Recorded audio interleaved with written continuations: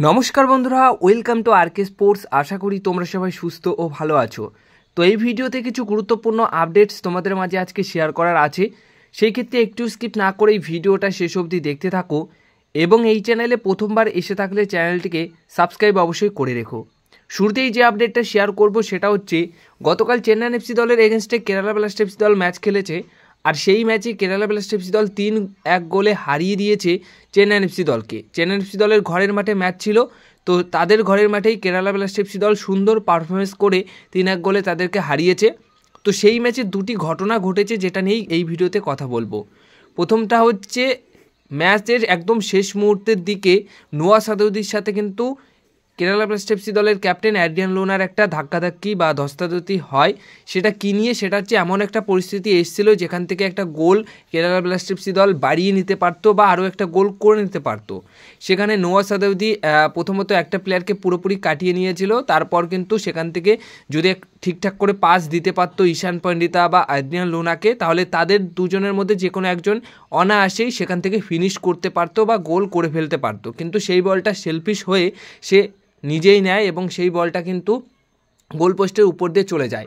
তো নোয়া সাদৌদি কিন্তু ওখানে কিন্তু একটা ভুল করেছিল বা একটা সেলফিশ খেলা খেলেছিল, যার কারণে কিন্তু অ্যাড্রিয়ান লোনা রেগে যায় এবং রেগে গিয়ে সরাসরি দৌড়ে গিয়ে তাকে বলার চেষ্টা করে যে তুমি এটা কী করলে, আমরা ফাঁকা ছিলাম, আমাদেরকে বল দিলে আমরা গোল করতে পারতাম, কেন দিলে না, এরকম একটা বিষয়। তো সেইখানে কিন্তু হালকা ধস্তাধস্তি হয়, ধাক্কাধাক্কি হয়। পরবর্তী সময়ে কিন্তু আমরা দেখতে পারি ঈশান পণ্ডিতা এসে কিন্তু সেই ঝগড়াটা মেটানোর চেষ্টা করে বা দুজনের মধ্যে যে কোনো একজনকে সরিয়ে নেয়। মূলত নোয়া সাদৌদিকে কিন্তু সরিয়ে নেয় অ্যাড্রিয়ান লোনার কাছ থেকে। বাট ওখানে ক্যাপ্টেন হিসেবে রাগাটা স্বাভাবিক ছিল আমার মনে হয়, কারণ ওখানে তুমি ইজিলি যদি বলটা দিতে পারতে অ্যাড্রিয়ান লোনাকে, বা ঈশান পণ্ডিতা তো একদম ভালো জায়গায় ফাঁকা জায়গায় ছিল, ঈশান পণ্ডিতাও বলটা চাইছিল যে কেন আমাকে দিলে না, সেও হালকা একটু হলেও মন খারাপ বা রাগারাগি করছিল, সেটা মনে মনে ছিল। বাট ওখান থেকে কিন্তু ওই দুজনের মধ্যে যে কোনো একজনকে বল দিতেই পারতো, আর গোলটা এসে গেলে তো কেরালা ব্লাস্টার্স এফসি দলের জন্য সুবিধা হতো, কারণ গোল পার্থক্যে অনেকটা এগিয়ে থাকতে পারতো। আর এই গোল পার্থক্যটাই কিন্তু টপ সিক্সটাকে অনেকটা সময় টপ সিক্সের বাইরে করে দেয়, আবার টপ সিক্সের ভেতরে নিয়ে চলে আসে। তো গোল ডিফারেন্সটা কিন্তু খুবই ইম্পর্টেন্ট। তো সেটা নিয়ে রীতিমতো একটা ঝামেলা হয় অ্যাড্রিয়ান লোনা এবং নোয়া সাদৌদির। তো নোয়া সাদৌদি কিন্তু সেখানে একটু হলেও সেলফিশ খেলে। পরবর্তী সময় দেখা যায় যে ম্যাচ শেষ হওয়ার পর কিন্তু অবশ্যই অনার চেন্নাই এফসি দলের অনার অভিষেক বচ্চনের সাথে ওয়েন কোয়েলের কিছু একটা কথা চলছিল। সেই কথাতে অ্যাকশনগুলো দেখে মনে হচ্ছিল যে তাদের মধ্যেও হয়তো কথা কাটাকাটি হচ্ছিল, বাট তারা অন্য একটা বিষয় নিয়ে কথা বলার চেষ্টা করছিল একে অপরের মধ্যে। তো এমনই দুটি ঘটনা ঘটেছিল গতকালের ম্যাচে। অভিষেক বচ্চন আর ওয়েন কোয়েলের মধ্যে যে বিষয়টা ঘটেছে সেটা মেনে নেওয়া যায়, কিন্তু কেরালা ব্লাস্টার্স এফসি দলের অ্যাড্রিয়ান লোনা এবং নোয়া সাদৌদির মধ্যে যে ঘটনাটি ঘটেছে সেটা কিন্তু মেনে নেওয়া যায় না। কারণ প্লেয়ারদের মধ্যেই যদি এরকম ঝামেলা থাকে নিজস্ব প্লেয়ারদের মধ্যে, তাহলে তো সেটা পুরো টিমের পরিবেশটা নষ্ট করে দেয়, ড্রেসিং রুমের পরিবেশ নষ্ট করে দেয়। তো এটা আমরা কখনোই চাই না যে এরকম হোক। আর একটা কথা, পরবর্তী সময় কিন্তু অ্যাড্রিয়ান লোনা ইন্টারভিউতে বলেই দিয়েছেন যে আমি ক্যাপ্টেন হিসেবে এইটুকু তো আমার কর্তব্যই, কারণ ওখানে আমি বল যদি পেতাম গোল করতে পারতো, বা ঈশান পণ্ডিতা যদি বল পেতো তাহলে গোল করে ফেলতো, কিন্তু ও নিজে মেরেছে, বলটা মিস হয়েছে। তো একটু হলেও সেই সময় সেই পরিস্থিতিতে আমি রেগে গেছিলাম, বাট আমি ক্যাপ্টেন হিসেবে আমার দায়িত্ব, আমি সব কিছুটাই মিটিয়ে নেব এবং নোয়ার সাথে কথা বলবো, এরকম কথা বলেছিলেন। তো সেই অনুযায়ী অ্যাড্রিয়ান লোনা কিন্তু হয়তো পরবর্তী সময় তার সাথে কথাবার্তা বলে বিষয়টা। তো এবার যে আপডেটটা শেয়ার করব, ওড়িশা এফসি দলের গোলকিপার কমলজিৎ সিংকে কিন্তু সই করিয়ে নিয়েছে কেরালা ব্লাস্টার্স এফসি দল। হ্যাঁ, কমলজিৎ সিংকে কিন্তু সই করিয়ে নিয়েছে কেরালা ব্লাস্টার্স এফসি দল।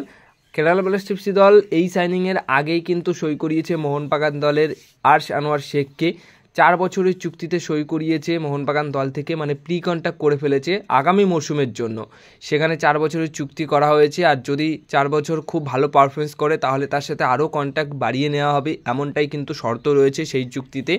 এই সাইনিংটার পর গিয়ে কিন্তু ওড়িশা এফসি দলের কমলজিৎ সিংকে কিন্তু সই করিয়ে নিল কেরালা ব্লাস্টার্স এফসি দল। এবং এই কমলজিৎ সিংয়ের যে সাইনিংটা হয়েছে সেই সাইনিংয়ের মধ্যেও কিন্তু শর্ত রয়েছে, প্লে অফসে যদি কেরালা ব্লাস্টার্স এফসি দল এবং ওড়িশা এফসি একে অপরের বিরুদ্ধে মুখোমুখি হয়, তাহলে সেখানে কিন্তু কেরালা ব্লাস্টার্স এফসি দলের হয়ে কমলজিৎ সিং খেলতে পারবে না, এমনটাই কিন্তু একটা শর্ত দিয়েছে ওড়িশা এফসি দল। কারণ কেরালা ব্লাস্টার্স এফসি দল থেকে যখন রাহুল কেপি উড়িষ্যা এফসিতে যোগ দিয়েছিল তখনও কিন্তু একই শর্ত ছিল যে কেরালা ব্লাস্টার্স দলের এগেনস্টে একটা ম্যাচ উড়িষ্যা এফসি দলের হয়ে রাহুল কেপি খেলতে পারবে না।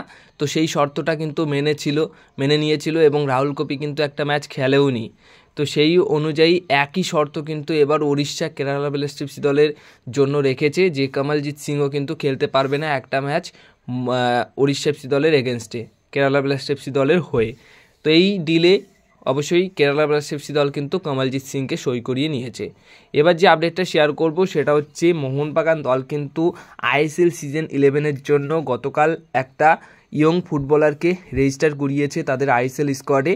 সালাউদ্দিন আদনানকে তারা সই করিয়েছে। কেরালার এই ফুটবলারটিকে সই করিয়ে এখন কিন্তু আইএসএলের জন্য রেজিস্টার করিয়ে ফেললো।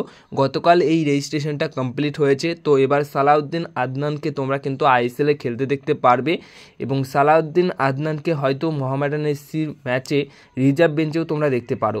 আর সেই অনুযায়ী অবশ্যই কোচ সঠিক সময়ে সঠিক পরিস্থিতিতে তাকে হয়তো ম্যাচেও খেলতে নামাবে।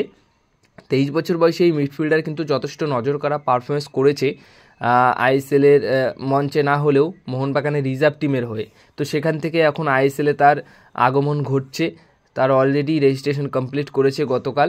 তো এই ফুটবলারটিকে এখন কিন্তু আইএসএলে খেলতে দেখা যাবে মোহনবাগান দলের মেন টিমের হয়ে। এবার সবশেষে যে আপডেটটা শেয়ার করব সেটা হচ্ছে মোহনবাগান দল কিন্তু আনোয়ার আলীর একটা রিপ্লেসমেন্ট খুঁজছে অনেকদিন ধরেই। তো সেই মতো তোমাদেরকে লাস্ট একটি ভিডিওতে বলেছিলাম যে পরমবীর সিংকে কিন্তু মোহনবাগান দল নেওয়ার জন্য ইন্টারেস্টেড রয়েছে। এখন যেটুকু খবর রয়েছে যে পরমবীর সিংয়ের সাথে কিন্তু কথাবার্তা বলেছে মোহনবাগান দল এবং তাকে নিয়ে আসার জন্য ভীষণভাবে এখন আগ্রহী প্রকাশ করেছে মোহনবাগান এবং 5 বছরের একটা লম্বা চুক্তিতে তাকে আনার চেষ্টায় রয়েছে মোহনবাগান দল। তাই সব কিছু ঠিকঠাক থাকলে আগামী সিজন থেকে পরমবীর সিংকে তোমরা খেলতে দেখতে পারো মোহনবাগান দলের জার্সি গায়ে। আর পরমবীর সিংয়ের সাথে পাঞ্জাব এফসি দলের 2027 সাল অবধি চুক্তি রয়েছে। তাই এখানে হয়তো একটা ট্রান্সফার ফির ব্যাপার আসবে যেটা হিউজ পরিমাণে ট্রান্সফার ফি হবে। তো সেই অনুযায়ী দেখা যাক মোহনবাগান দল কীভাবে এই ডিলটি ডান করে।